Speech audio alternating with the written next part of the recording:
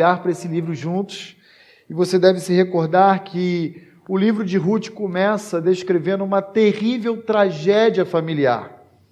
Noemi, Elimeleque, Malom e Quilion deixam sua terra de origem, Belém, a casa do pão, por causa de uma fome. E a grande ironia do autor do livro já começa desde o início dessa história, porque a famosa cidade de Belém, a casa do pão, deixa de oferecer o pão, o alimento, ao seu próprio povo. E eles então migram para Moabe, uma terra geograficamente bela, mas povoada por um povo lixo, uma escória da humanidade, um povo rebelde, obstinado, escarnecedor, que inclusive oprimiu o próprio povo de Israel. E se você for lá no livro de Juízes, capítulo 3, você vai encontrar então um relato da opressão dos moabitas sobre os judeus. Essa família ficou algum tempo lá. Talvez pensaram inicialmente que iam para Moabe ficar apenas alguns dias, até passar a maré da fome e da seca, da escassez lá de Belém. Porém, eles ficaram 10 anos, algo em torno de 10 anos. Elimeleque, Malom e Quilion morrem na terra de Moabe, nas campinas de Moabe. Noemi volta, e esse é o tema do capítulo 2 do livro de Ruth, acompanhada agora de Ruth. Orfa, sua outra nora, permanece em Moabe. E ao retornar a Belém, Ruth alcança o favor e a benevolência de um grande homem, um homem maduro, experimentado, chamado Boaz, que lhe permite que ela vá colher espigas e grãos em parte da sua terra. Ele dá orientações aos seus funcionários para que viabilizem a colheita de Ruth, assim para saciar a fome, não somente dela, mas também de Noemi. Quando adentramos o capítulo 3, e aí parece uma grande confusão, porque desde o final do capítulo 3 até hoje, o início do capítulo 4, alguns irmãos me abordaram e falaram: pastor, muito estranha essa história. Noemi quer dar um jeitinho de trazer a felicidade de Ruth. E desde o versículo 1 do capítulo 3, nós vemos Noemi, então, traçando um plano para que Ruth case-se com Boaz. E o conselho que ela dá à sua nora, um conselho muito delicado, um conselho muito perigoso, é que ela saia ao encontro de Boaz e literalmente se insinue a Boaz para casar-se com ele. Isso você consegue perceber no capítulo 3, versículo 9, quando nesse encontro, tarde da noite, meio da madrugada, quando Boaz então acorda e encontra aos seus pés Ruth, lá no campo, ela diz: estende a tua capa sobre a tua serva, porque tu és resgatador. Em outras palavras, eu vim ao seu encontro para me candidatar a ser a tua esposa. Caberá agora a você decidir se você quer ou não ser o meu marido. E a reação de Boaz é uma reação alegre e festiva. Que bom que você procurou alguém mais velho e amortecido que você. Você é jovem, poderia ter procurado outros jovens, mas aprouve a você a procurar a mim. E você consegue perceber isso na declaração dele, contida no verso 12 e 13 do capítulo 3, que diz: ora, é muito verdade que eu sou o teu resgatador, Ruth, mas ainda há outro resgatador mais chegado do que eu. Fica-te aqui esta noite, e será que pela manhã, se ele te quiser resgatar, bem está, que te resgate. Porém, se não lhe apraz resgatar-te, eu o farei tão certo como vive o Senhor. Deita-te aqui até amanhã. Não houve qualquer envolvimento sexual, imoral, ilícito na madrugada daquela noite. Houve apenas um diálogo e ali um compromisso que começou a ser estabelecido entre Boaz e Ruth. Agora nós vamos adentrar o capítulo 4. E também, para entendermos o capítulo 4, precisamos compreender alguns aspectos da lei mosaica. Mas eu quero ler com os irmãos nesse momento o verso 1 até o verso 12, e nós vamos observar hoje como Boaz e o resgatador mais próximo de Noemi e Ruth vão trocar as sandálias e firmar uma aliança. Nossa, pastor, que expressão diferente, meio atípica para a nossa época. É verdade, porque o próprio autor do livro de Ruth diz que esse era o hábito, essa era a prática daquela época e daquela região. A troca de sandálias, e agora você vai compreender do que se trata isso.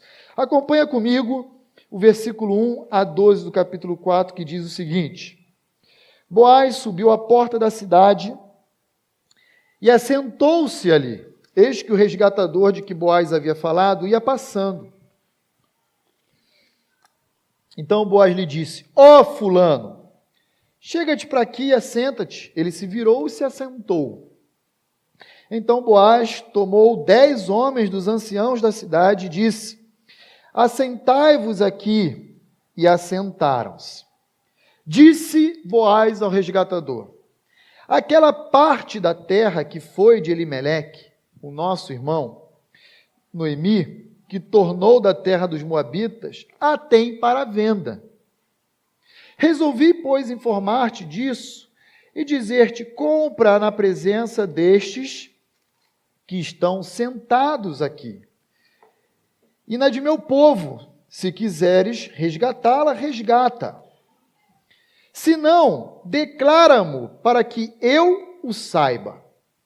Pois outro não há, senão tu que a resgate, e eu depois de ti. Respondeu ele: eu a resgatarei. Disse, porém, Boaz: no dia em que tomares a terra da mão de Noemi, também a tomarás da mão de Ruth, a moabita, já viúva, para suscitar o nome do esposo falecido sobre a herança dele. Então disse o resgatador: para mim não a poderei resgatar, para que não prejudique a minha. Redime tu o que me cumpria resgatar, porque eu não poderei fazê-lo. Este era outrora o costume em Israel, quando há resgates e permutas. O que queria confirmar qualquer negócio tirava o calçado e o dava ao seu parceiro. Assim se confirmava negócio em Israel. Disse, pois, o resgatador a Boaz: compra tu, e tirou o calçado. Então Boaz disse aos anciãos e a todo o povo: sois hoje testemunhas de que comprei da mão de Noemi tudo o que pertencia a Elimeleque, a Quilion e a Malom. E também tomo por mulher Ruth, a moabita, que foi esposa de Malom, para suscitar o nome deste sobre a sua herança, para que este nome não seja exterminado dentre seus irmãos e da porta da sua cidade. Disto sois hoje testemunhas. Todo o povo que estava na porta e os anciãos disseram: somos testemunhas. O Senhor faça a esta mulher, que entra na tua casa, como a Raquel e como a Lia, que ambas edificaram a casa de Israel. E tu, Boaz, ate valorosamente em Efrata, e faze-te nome afamado em Belém. Seja a tua casa como a casa de Pérez, que Tamar teve de Judá, pela prole que o Senhor te der desta jovem. Antes de iniciarmos a compreensão do que o autor nos propõe no capítulo 4, alguns irmãos me procuraram comentando comigo a respeito desse costume da lei mosaica. Pastor, afinal de contas, o que estava acontecendo no relacionamento entre Noemi, Ruth e Boaz era a observância ou não da lei do levirato? Isso não está muito claro para mim. É a lei do resgate, é a lei do levirato? Como é que funciona isso? Porque eu fiquei em dúvida, fiquei confuso. E antes de nós olharmos a prática que se dá dessa tentativa de resgate no capítulo 4, eu vou pedir que você deixe a sua mão aí anotada, aí, marcada no capítulo 4 de Ruth, e nós vamos fazer a distinção bíblica, veterotestamentária, legal, desses dois aspectos da lei que Moisés deixou para o povo de Israel. Então, inicialmente, vai comigo em Deuteronômio, capítulo 25, e acompanha comigo a leitura dos versos 5 a 10 de Deuteronômio 25, para que você possa entender o que de fato é o levirato judaico. Aliás, é uma prática um tanto estranha para o nosso contexto ocidental. Um cunhado, caso o irmão morra, ter relações com a esposa do irmão é algo que foge aparentemente à nossa compreensão. Mas como a lei pertence a Deus, há razões específicas que nos ensinam por que Deus permitiu que isso acontecesse no meio do povo e regulamentou essa prática. Diga-se de passagem, o levirato não era uma prática exclusiva dentro do povo de Israel. Mas olha lá o que Deuteronômio 25, de 5 a 10 nos diz. Se irmãos morarem juntos e um deles morrer sem filhos, então a mulher do que morreu não se casará com outro estranho. Aqui fazendo menção a alguém fora da própria família. Seu cunhado a tomará e a receberá por mulher, e exercerá para com ela a obrigação de cunhado. O primogênito que ela lhe der será sucessor do nome do seu irmão falecido, para que o nome deste não se apague em Israel. Porém, se o homem não quiser tomar sua cunhada, subirá esta à porta aos anciãos e dirá: meu cunhado recusa suscitar a seu irmão nome em Israel. Não quer exercer para comigo a obrigação de cunhado. Então os anciãos da sua cidade devem chamá-lo e falar-lhe. E se ele persistir e disser, não quero tomá-la, então sua cunhada se chegará a ele na presença dos anciãos e lhe descalçará a sandália do pé, e lhe cuspirá no rosto, e protestará e dirá, assim se fará ao homem que não quer edificar a casa do seu irmão.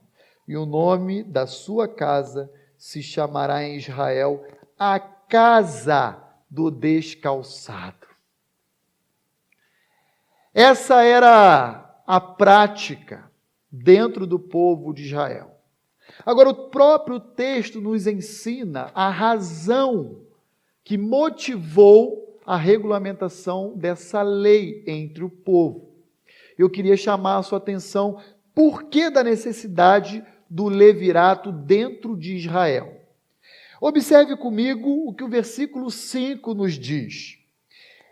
Que a lei do levirato, antes de tudo, antes de ser uma prática estranha à nossa cultura, era uma medida de proteção que visava garantir que o patrimônio construído pela família do falecido não passasse para mãos de pessoas fora da sua própria família.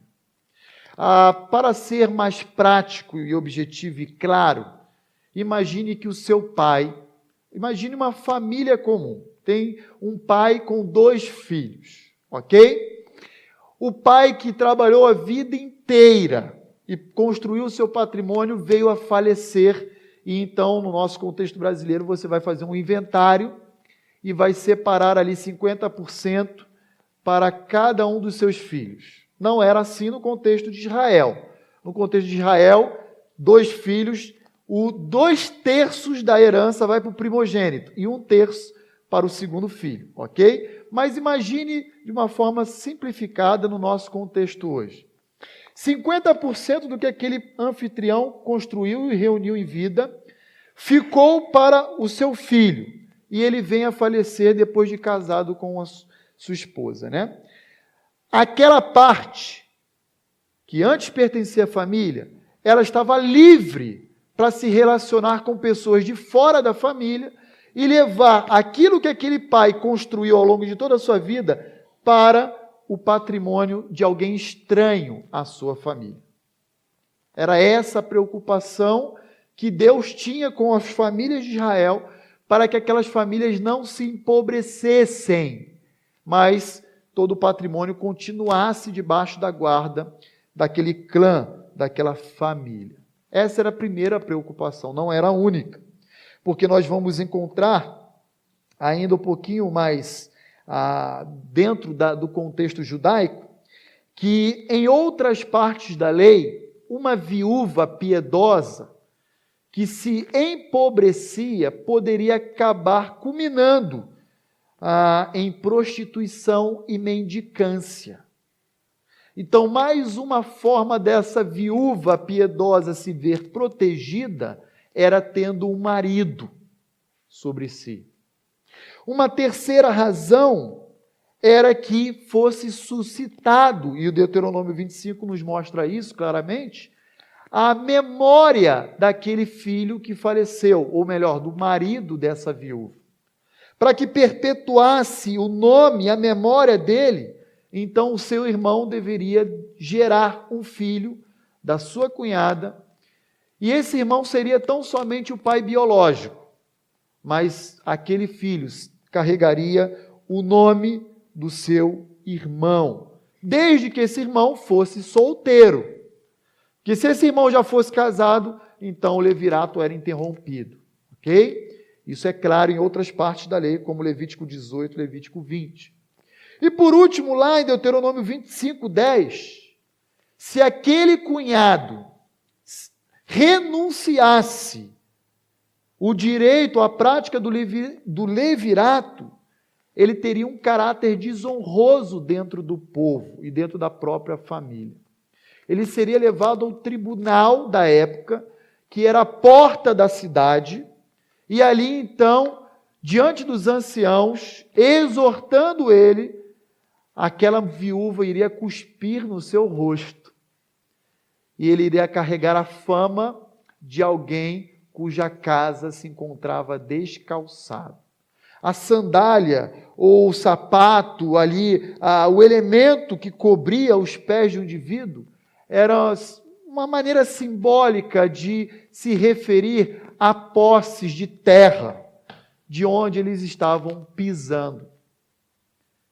Tanto que quando o Senhor Deus se revelou a Moisés na sarça, ele diz: tira as tuas sandálias, porque aqui o território é santo. Aqui você não tem parte disso aqui. Aqui sou eu o dono. E Moisés, então, humildemente e obediência, se dirige a Deus em toda a mansidão e humildade. Portanto, o que nós encontramos no livro de Ruth não é o levirato, como estabelecido pela lei mosaica em Deuteronômio capítulo 25. Porque Boaz não era irmão de Malom.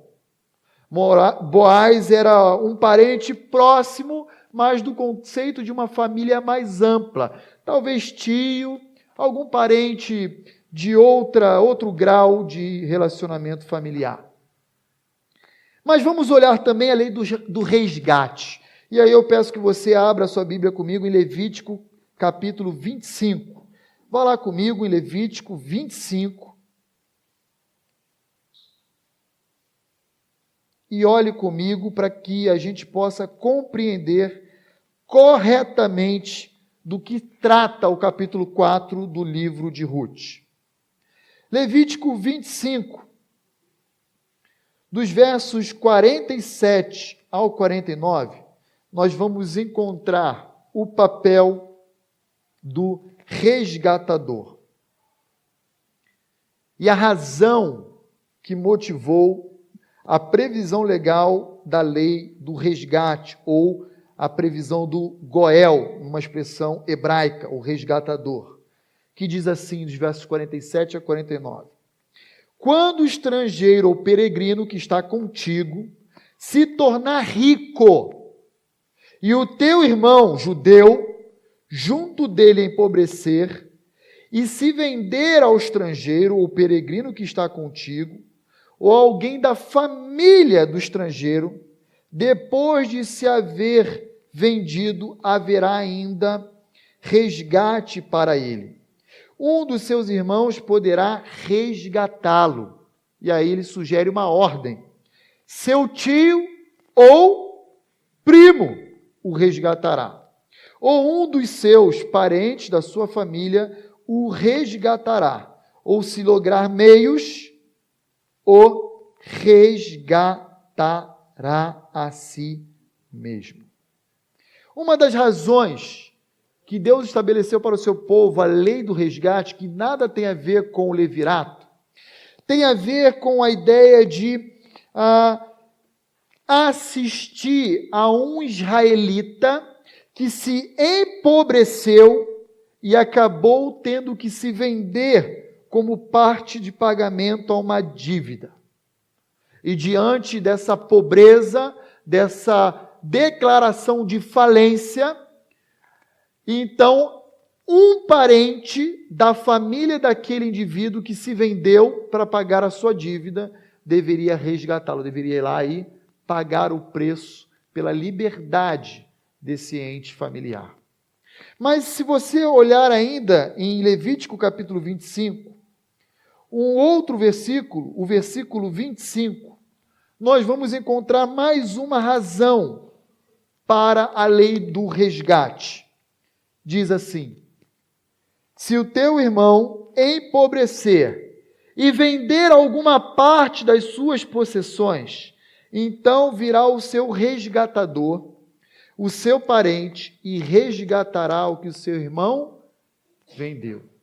E é exatamente essa passagem que se enquadra no contexto de Boaz e o resgatador mais próximo de Noemi e Ruth. Porque Noemi voltou de mãos vazias de Moabe. Noemi estava empobrecida 10 anos depois de ter vivido em Moabe. E o pouco que lhe restara em Belém eram terras de Elimeleque. E ela então vai dispor essas terras, colocando à venda, e para que aquele patrimônio não saísse do seio da família de Elimeleque, Boaz se propõe a ser resgatador, mas antes, observando a ordem. E olhando Levítico 25, especialmente o versículo 49, que o autor nos propõe uma espécie de ordem familiar para resgate, é possível, eu diria que provável, que Boaz fosse, em alguma medida, primo de Elimeleque. Por que eu estou dizendo isso? Porque houve um resgatador antes dele, o tal do fulano, o homem anônimo de Ruth capítulo 4. E esse homem teve preferência sobre Boaz. E a ordem lá em Levítico 25, 49 diz, primeiro o tio. Talvez esse fulano de tal fosse tio de Elimeleque. Não temos certeza, mas há indícios disso. Uma outra razão, portanto, que nós podemos encontrar para justificar a lei do resgate tem a ver, portanto, com o empobrecimento de um judeu, de um israelita, a ponto de dispor, de colocar à venda os seus próprios bens, e então, seguindo essa ordem de preferência, tio e primo, então haveria de um deles comprar, adquirir, pagar o preço para que aquele patrimônio não saísse do contexto da sua própria família. Mas nós não vamos ler outros textos, mas Deuteronômio 19 diz também que o papel do resgatador tem a ver com o papel de ser um vingador de sangue. Se algum indivíduo dentro da sua família foi assassinado de uma forma culposa, esse assassino deveria fugir para uma cidade de refúgio e lá ser julgado pelos anciãos da cidade. E o vingador de sangue, caso encontrasse esse assassino fora da cidade de refúgio, ele poderia inclusive matá-lo. Mas, se esse homicida ele planejou o assassinato de um ente familiar, ele premeditou, mesmo que ele buscasse abrigo numa cidade de refúgio. Os anciãos da cidade o entregariam nas mãos do resgatador, do vingador de sangue. Isso está lá em Deuteronômio capítulo 19. E tem mais um aspecto. Diferentemente da lei do levirato, o resgatador, ele poderia se descalçar sem todo tipo de humilhação e fama que ele carregaria. Diferentemente da lei do levirato, a renúncia ao direito de resgate não era censurada pela lei mosaica. Ele poderia abrir mão, então, em detrimento à ordem de preferência dos resgatadores dentro da sua própria família. Mas, pastor, muito bem, o senhor me falou da lei do levirato, me falou da lei do resgate. O que isso tudo tem a ver com Ruth capítulo 4? Eu quero apenas dizer para os irmãos que o que nós temos em Ruth capítulo 4 é uma espécie de junção, de combinação entre o levirato e a lei do resgate. Não é exclusivamente o levirato, também não é exclusivamente a lei de Goel ou a lei do resgatador. É uma combinação. E é exatamente isso que nós podemos encontrar. Em primeiro lugar, porque Boaz não era irmão de Malom, para ser cunhado de Ruth. Segundo lugar, porque Boaz nem Ruth em nenhum momento agiram diante ou debaixo dessas obrigações legais. Foram opções dela. E nós podemos perceber isso porque Ruth fala lá no capítulo 3 que ele vai ao encontro de Boaz à noite e pede que Boaz seja seu resgatador. E Boaz fala, eu vou fazer isso, mas primeiro eu vou obedecer à ordem de preferência que a lei nos ensina. Boaz age em consonância com o espírito da lei mosaica. Ele ultrapassa a letra da lei. Ele vai aquém da lei do levirato e muito mais da lei do resgatador. Ele sai ao encontro do fulano de tal, esse homem anônimo, em observância à intenção da lei, de acolher, cuidar, proteger duas viúvas, Noemi e Ruth. Agora então, voltamos ao capítulo 4 de Ruth.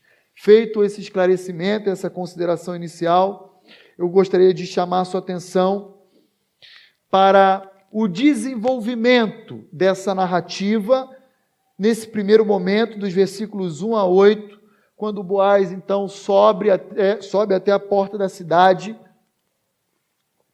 O típico tribunal da época, onde ali se concentravam os anciãos, as testemunhas, onde ali se firmava contratos e negócios, compras e vendas, permutas, tudo era feito na porta principal de entrada na cidade.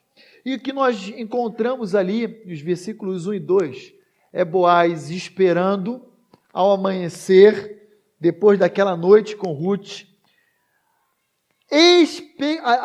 Encontramos Boaz ansiosamente aguardando a chegada desse aparente resgatador. E então ele pede que aquele indivíduo se assente, ele chama 10 anciãos para tomar como testemunha, pede que os 10 se assentem também, e ele diz mais ou menos o seguinte para o homem fulano de tal: tenho 2 notícias para te dar, uma boa e uma ruim. Por qual você quer que eu comece? Ele diz, como eu e você normalmente estamos acostumados a fazer. Pela boa! Por favor, de ruim já estou cheio de notícia. Então, me conte a boa parte nessa história que você tem a compartilhar comigo. Ele diz, olha, lembra de Noemi? Sim, Noemi, sim. Isso, esposa do nosso irmão Elimeleque, nosso parente. Muito bem, ela voltou de Moabe e ela está pobre. Ela está praticamente mendigando. Ela tem ido lá nas minhas terras, eu tenho deixado Ruth colher lá uns grãos, umas espigas, e ela está a ponto, inclusive, de vender as suas terras, as terras da nossa família, de Elimeleque. E como eu sei que você é o parente mais próximo, em obediência à lei mosaica, eu vim lhe ofertar as terras de Noemi. Por acaso você teria interesse? Claro que eu tenho interesse, a necessidade faz a ocasião. Ela está pobre, é agora que eu vou me enriquecer. Versículo 4, lá no finalzinho do versículo 4, eu a resgatarei, Boaz. Deixa comigo, por minha conta, e aqui vamos lavrar já o compromisso de compra e venda. E aqui é o cartório da cidade. Vamos já deixar esse negócio registrado. Aí Boaz diz, olha, mas eu tenho uma coisa não tão interessante assim para te dizer. Lembra? Eu te disse que teriam duas coisas, fulano. Eis a contrapartida do seu interesse. Noemi voltou, sim, de Moabe, mas ela não voltou sozinha. Ah, é, Boaz? É. Ela voltou com a sua nora, Ruth. Todo mundo aqui de Belém tem ouvido falar de Ruth. Uma mulher piedosa, mas ela é viúva. E ela precisa de alguém que levante em seu ventre a memória do seu falecido marido. Inclusive, o filho que vier dessa mulher deve não somente preservar a memória do seu marido, mas também deve ter por herança a parte da terra do seu pai, Elimeleque, do seu avô, na verdade. Então, na verdade, aquele que resgatar não vai ter para si esse patrimônio, essa terra, vai perpetuar dentro dessa casa, desse clã, dessa família. E eu queria saber então se agora, mais uma vez, você tem interesse. Pelo amor de Deus, Boaz, bate na madeira. Você está louco, cara. Se eu fizer isso, você vai me complicar a vida, porque eu já tenho bens. E os meus bens vão acabar sendo repartidos, diz lá, versículo 6, para mim não a poderei resgatar, para que não prejudique a minha herança, o meu patrimônio, os meus bens. Ô Boaz, eu não posso fazer mais isso. Vai, cara, dá uma força aí, vai você. E aí Boaz então diz, claro, eu farei em teu lugar. Mas tomo por testemunho todos os anciãos. E prontamente, como falava a lei, aquele indivíduo, o homem fulano de tal, lhe entrega a sua sandália, o seu calçado, para deixar ali registrado aquele ato de negócio. Nós vamos encontrar Boaz realizando essa operação comercial nesses versos iniciais do capítulo 4. Mas eu queria chamar a sua atenção para algumas verdades que nós podemos aprender nessa narrativa. Nós não sabemos ao certo a totalidade dos sentimentos e pensamentos presentes no coração daquele resgatador mais próximo que abriu mão do seu direito de resgatar. Sabemos sim, parcialmente, que tinha alguma coisa a ver com o interesse econômico dele, em não querer repartir da sua herança com a descendência de Ruth. Mas não era só isso. Provavelmente tinha algo mais. Provavelmente esse indivíduo sabe que Ruth, ela não era uma judia, como era Noemi. Nos olhos dos judeus, uma gentia era uma mulher desprezível. Em primeiro lugar, a mulher no contexto judaico não era uma pessoa muito reconhecida. Uma mulher gentia, pior ainda. Uma mulher gentia, que era ex-idólatra, piorou. Porque todo moabita eles adoravam um deus chamado Camus. E Ruth tinha muita familiaridade com esse ídolo pagão moabita.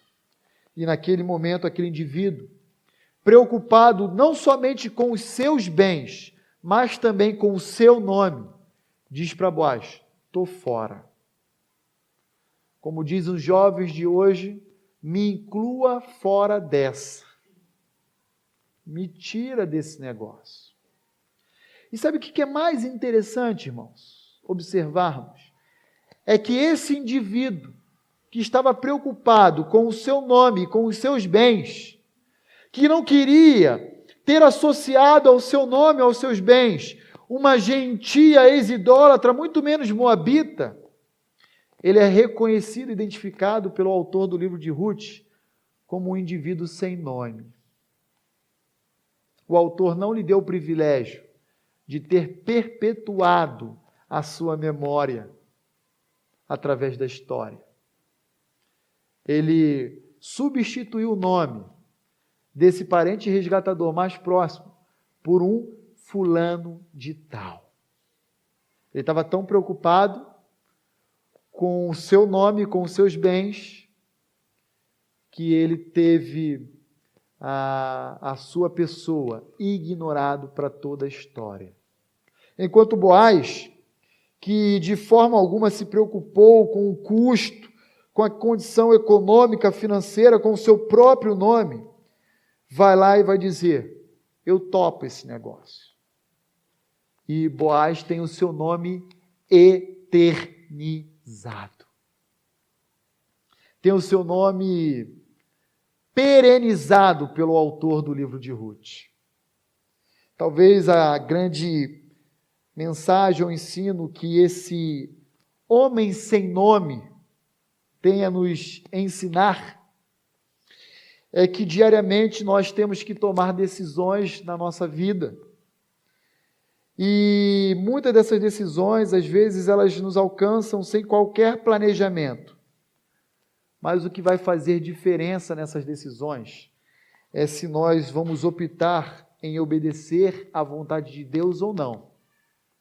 E esse parente resgatador mais próximo optou em não querer observar a lei de Deus e abrir mão dela. Por isso, o seu nome não foi eternizado. Por isso, ele caiu no esquecimento. Por isso, nós, milênios depois, sequer sabemos quem se trata esse indivíduo. O homem sem nome demonstra que suas intenções, na verdade, nunca foram voltadas ou estavam preocupadas com Noemi e Ruth. Ele nunca teve intenção em obedecer a Deus, mas tinha tão somente por objetivo se aproveitar economicamente daquele momento de fragilidade daquelas duas viúvas, para se enriquecer. Essa é que é a verdade.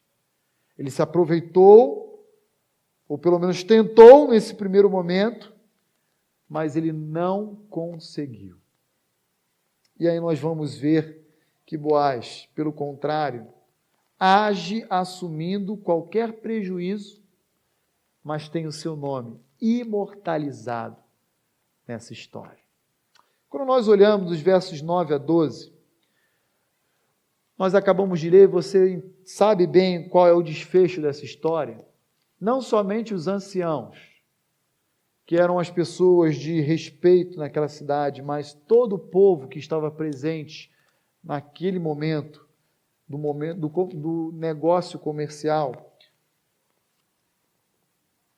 todos eles louvam Boaz pela decisão de resgatar Noemi e Ruth. Todos aqueles indivíduos olham para a atitude desprendida, uma atitude marcada por liberalidade em Boaz, e o abençoa. E diz: olha, Boaz, essa decisão sua de obedecer a Deus e o espírito da lei mosaica é uma decisão rara nos nossos dias. Afinal de contas, estamos vivendo a época dos juízes, onde cada um fazia o que achava interessante aos seus próprios olhos, não tinha um líder, cada um seguia o seu próprio coração e havia confusões. E o que você está fazendo é louvável, Boaz. Eu quero dizer a você, Boaz, que o nosso desejo enquanto povo é que essa mulher que agora entra na tua casa, versículo 11, seja uma mulher fértil como Lia e Raquel. E que você, Boaz, por tamanho desprendimento e liberalidade, seja fértil e abençoado, como um dia foi a casa de Pérez. Que você, Boaz, seja objeto do amor e do cuidado de Deus sobre a sua vida. O desejo e a bênção derramada por aqueles indivíduos era, em outras palavras, que Boaz fosse próspero financeiramente, mas também fértil, e gozasse de uma fertilidade que só Deus é capaz de oferecer ao homem. Essa atitude foi tão significativa para o povo, essa atitude de Boaz, para aquele povo que o presenciou e que vivia numa época sem leis, sem regras, que Deus honrou Boaz anos mais tarde, décadas mais tarde, centenas de anos mais tarde, quando Salomão constrói um templo em Jerusalém. Um templo que nem Davi gostaria de ter construído e não teve a oportunidade de construir. E deixa sua mão marcada aí, vai comigo lá em 1 Reis, capítulo 7, versículo 21. Olha o que acontece com aquele homem que não estava preocupado em ter prejuízo financeiro, nem ter o seu nome associado a uma mulher gentia, ex-idólatra e moabita como era Ruth. Olha que privilégio Boaz teve. Esse homem desprendido, esse homem teve a sua memória perpetuada, a ponto de chegar nos nossos dias de hoje. E olha só aqui que Salomão faz ao construir o templo em Jerusalém. Depois levantou as colunas no pórtico do templo. 1 Reis 7, 21. 2 colunas, uma à direita e outra à esquerda. Tendo levantado a coluna direita, chamou-lhe Jaquim. E tendo levantado a coluna à esquerda, chamou-lhe Boaz. Boaz se tornou um nome que era a coluna do templo de Israel, de Jerusalém. Todo o povo que passava anualmente naquele templo para prestar seu culto a Yahvé, olhava para a coluna da direita e via o nome dela estampado, Boaz. Boaz. Enquanto possivelmente aquele homem sem nome não queria ser associado, lembrado por ser marido de uma gentia, Boaz estava disposto a obedecer à lei de Deus e amar aquelas 2 viúvas, custe o que custar. E Boaz vem de um lar como aquele que ele construiu para si. Vai comigo rapidamente em Mateus capítulo 1, verso 5. Olha lá quem é a mãe de Boaz. Dificilmente você vai lembrar dela. Olha lá, Mateus 1, verso 5. O que diz? Salmão gerou de Raabe a Boaz. Quem era a mãe de Boaz? Raabe. Uma gentia, prostituta e pagã. Quem era Ruth? Uma gentia, ex-idólatra e pagã, que havia se convertido ao Deus de Israel. Boaz diz: homem anônimo, você não quer se casar e ter o seu nome associado com esse tipo de mulher? Pois bem, eu me coloco à disposição. Eu topo, porque minha mãe foi uma benção. Depois que ela teve um encontro com o Deus de Israel, ela foi uma benção. E a Ruth, a quem eu tomo no dia de hoje como esposa, ela também teve um encontro com o Deus de Israel. E eu já sei o que o meu lar vai experimentar daqui por diante. O que nós podemos aprender? E eu gostaria de concluir a nossa reflexão na noite de hoje, olhando para a história de vida de Boaz, Ruth, esse casamento perfeito. Eu gostaria de lembrar você que agora caminhamos para o final desse livro. Domingo que vem nós vamos concluir a exposição desse livro. Eu gostaria de te lembrar que o Deus de Israel, que é o nosso Deus, é o mesmo sempre. Eu quero lembrar você dessa verdade. Eu gostaria de lembrar que o Deus a quem servimos é um Deus imutável. O nosso Deus é o mesmo ontem, hoje e sempre. Ele é o mesmo Deus do capítulo 1. Ele é o mesmo Deus do capítulo 2. Ele é o mesmo Deus do capítulo 3. Ele é o mesmo Deus do capítulo 4. E Ele é o mesmo Deus hoje na história das nossas vidas. Quando eu falo isso, eu quero lembrar você que somente esse Deus é capaz de trazer o caos, trazer ao caos a ordem. Foi isso que aconteceu na vida de Noemi e de Ruth. Capítulo 1, uma tragédia terrível familiar. Capítulo 4, Deus restaura a ordem naquela casa, naquela família. Nosso Deus é o mesmo sempre. O nosso Deus não muda. O aspecto da mutabilidade é próprio de seres imperfeitos. Ou mudamos porque deterioramos e nos corrompemos, ou mudamos para melhor porque não somos tão bons assim. O nosso Deus, Ele não muda porque Ele é perfeito. E é porque Ele não muda que nós podemos descansar em segurança e em confiança de que Ele sempre vai cuidar de mim e de você, como Ele cuidou providencialmente de Noemi e de Ruth. Se você estiver se sentindo sozinho, como um dia Noemi e Ruth se sentiram, eu gostaria de lembrar você que você não está abandonado. Deus é capaz de, no capítulo seguinte da história da sua vida, trazer ordem ao caos. E Ele vai fazer isso se você permitir que Ele governe a sua vida. Mas ainda uma última consideração que eu gostaria de deixar com os irmãos na noite de hoje. E essa consideração tem a ver com a disposição de Boaz em resgatar a Ruth. Nós precisamos decidir ser bênção na vida do nosso próximo. Custe o que custar. Ainda que isso gere em nossos bolsos um prejuízo financeiro aparentemente.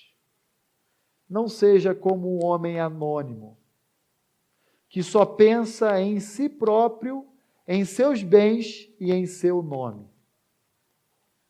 Pense em Deus e naquilo que Ele deixou para nós revelado em Sua palavra. Todo o mandamento se resume em apenas 2. Ame a Deus e ame ao seu próximo. Foi exatamente isso que Boaz fez. Ele amou a Deus obedecendo a lei e amou ao seu próximo, à sua próxima, Ruth e também Noemi. Boaz decidiu obedecer a Deus e demonstrar essa obediência a partir do amor e do cuidado com Noemi e com Ruth. E você? Quem é o seu próximo? O que você tem feito por ele? Quais são as ações práticas e execuíveis que você tem realizado para demonstrar cuidado e amor com o seu próximo?